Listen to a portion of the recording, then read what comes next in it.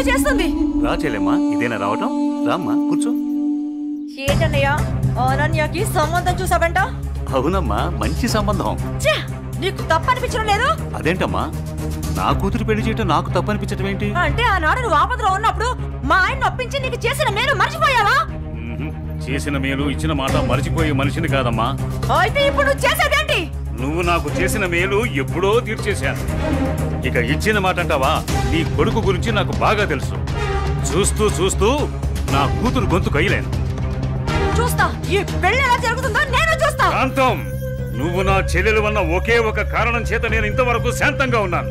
చూడు, నీకు నచ్చినా నచ్చకపోయినా నా కూతురు పెళ్లి తనకు నచ్చిన వాడితోనే చేస్తాను, అంతే. అది చూస్తా.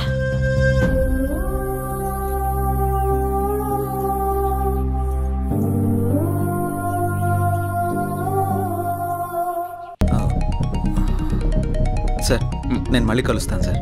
ఓకే జై, మళ్ళీ కలుద్దాం. బాయ్. ఓకే. హలో రేయ్, నీకు కావాల్సింది నువ్వు అమితంగా ప్రేమించింది నా దగ్గర ఉంది. రేయ్ మాట్లాడు. వద్దు, వీణ్ణి నమ్మి నువ్వు ఇక్కడికి రావద్దు. నా కోసం నీ ప్రాణాలు పోగొట్టుకోవద్దు. నేను చచ్చినా పర్వాలేదు. హలో భార్గవి, ఎక్కడున్నావు? నీకు దమ్ముంటే వీరనగూడెం తోటలో ఉన్నాను, రారా.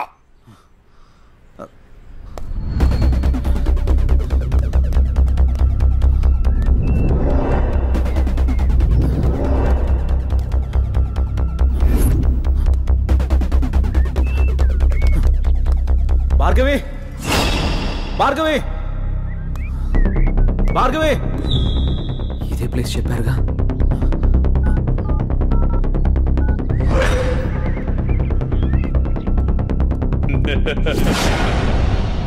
భార్గవి, భార్గవి, భార్గవి, భార్గవి, భార్గవి. ఏమైంది భార్గవి? ఎవరు నిన్ను ఇక్కడికి తీసుకొచ్చింది? ఇక్కడి నుంచి వెళ్ళిపో భార్గవి. వాడిని నేను చంపడానికి స్కెచ్ చేశాడు. నేనున్నాను.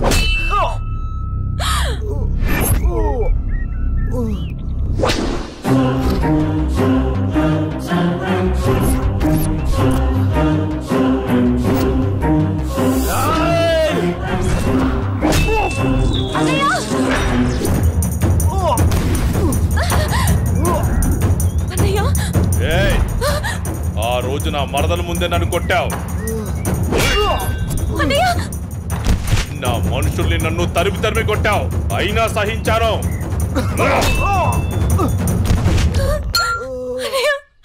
నా మరదల్ని నీ వల్ల వేసుకున్నావు, అది చాలక ఇప్పుడు దీంతో తిరుగుతున్నావు. నాకు కాబోయే పెళ్ళాన్ని నాకు కాకుండా చేస్తున్నావు. ఇక నువ్వేం చేద్దామన్నా నేను సహించను. నీ చావుకి శుభం కార్డు పడాల్సిందే.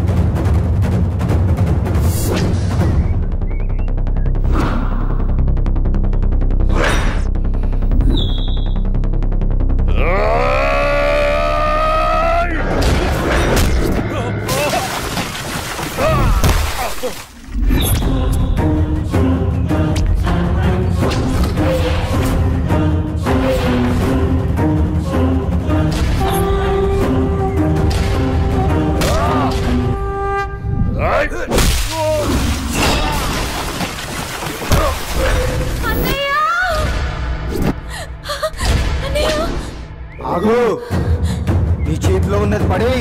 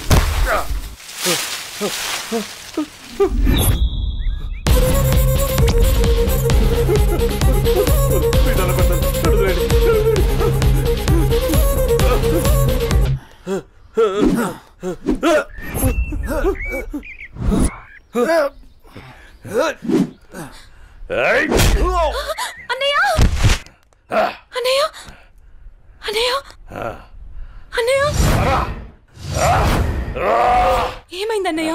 అన్నయ్య అన్నయ్య చూడు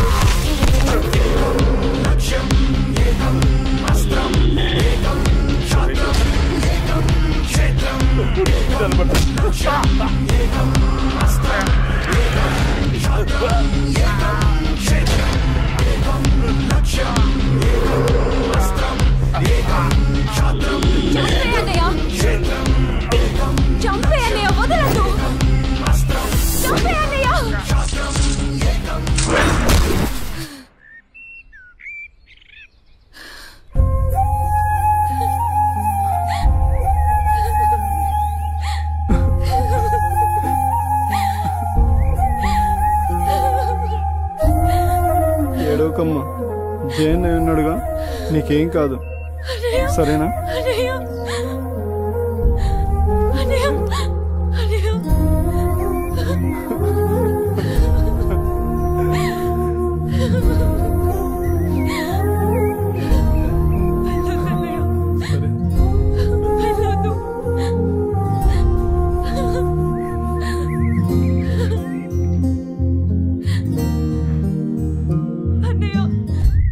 చెల్లి జాగ్రత్త. సరే అన్నయ్య అన్నయ్య అన్నయ్య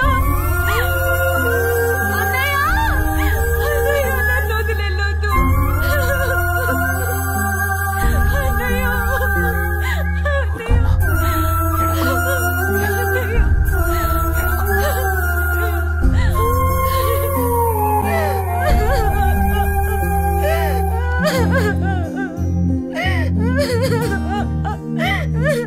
ఇప్పుడు అడిస్తే ఏం లాభమే? వాడిని గారాబంగా పెంచినప్పుడు, వాడు అడిగిందల్లా ఇచ్చినప్పుడు, చెడు తిరుగులు తిరుగుతున్నప్పుడు అప్పుడు ఆడవలసింది.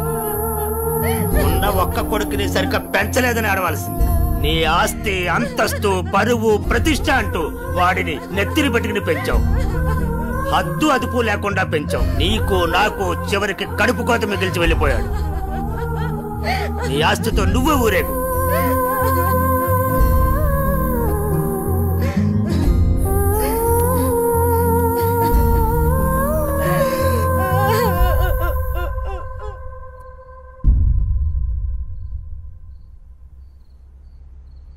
ఏమయ్యా, తాపీగా కూర్చుని బాధపడుతున్నావా?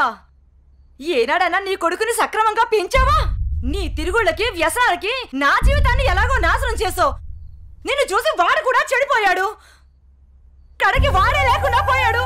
ఏ ఏ చెయ్యి లేస్తుంది. ఇది ఈ పౌరుషం కొడుకు గాడి తప్పినప్పుడు నన్నాల్సింది.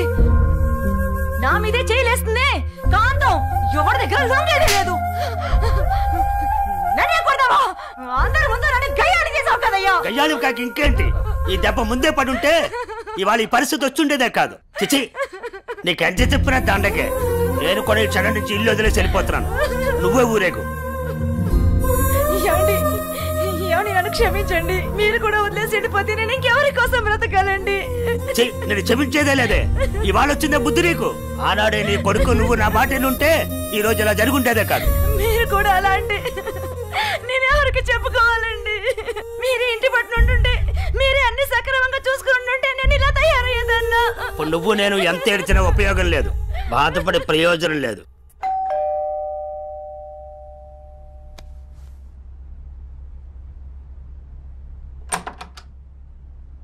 లోపలికి రానయ్యా.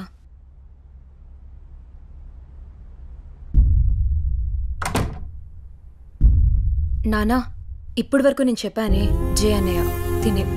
నమస్తే అండి. కూర్చో.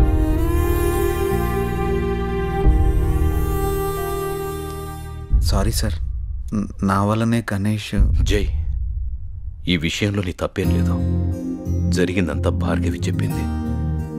లేదు సార్, ఆ రోజు నా నిర్లక్ష్యమే ఈరోజు ఇంతమంది బాధకు కారణమైంది. విధిరాతనెవ్వరూ తప్పించలేరు. అయినా నువ్వున్నావుగా జై.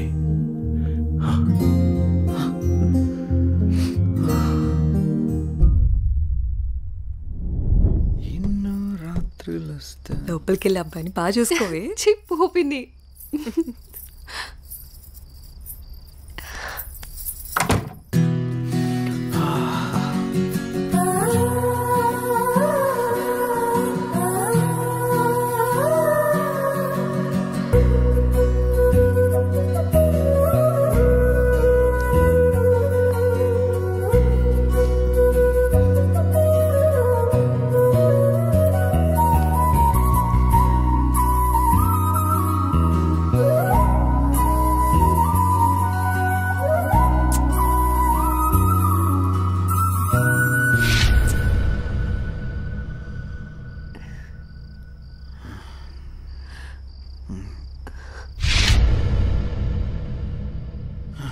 తప్పు చేస్తున్నావు జై.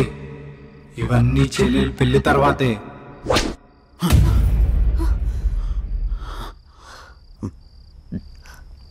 ఏమైంది జై? అనన్య, నాకు దీనికి కొంచెం టైం కావాలి. ఏమైనా ప్రాబ్లమా? నో ప్రాబ్లం ఏం లేదు, కొంచెం అర్థం చేసుకోవా ప్లీజ్. సరే. ఓహ్